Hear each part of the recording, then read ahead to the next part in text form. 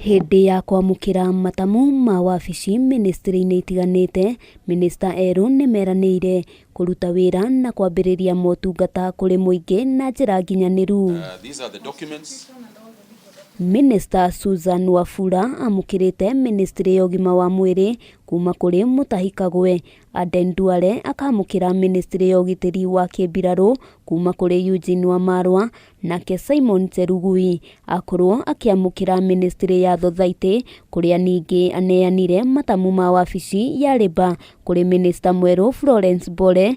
Ayana makĩoya matamu ma wabici thutha wa kwihitithio kiumia kihituku.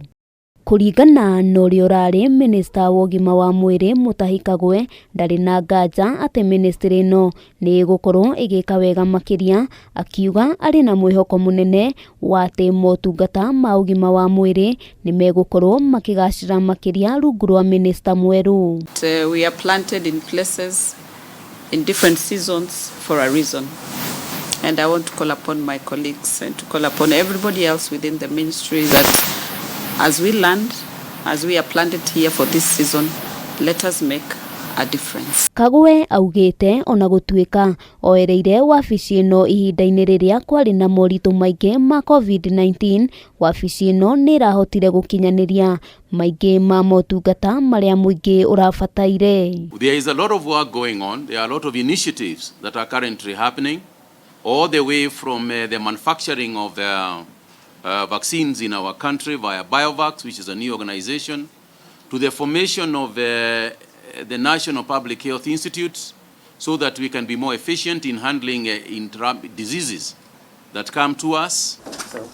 Simon Cherugui na mũrunawe Aden Duale onao nĩmeranĩire kũruta wĩra kĩhinyio gũtarĩ mũthutũkanio, makiuga ministry icio igũkorwo mũhari-inĩ wa mbere harĩ kũheana motungata makinyanĩru kũrĩ mũingĩ, na ningĩ irĩ kĩonereria kũrĩ ministry ingĩ gwakinya nĩ kũruta wĩra ũtarĩ mageca.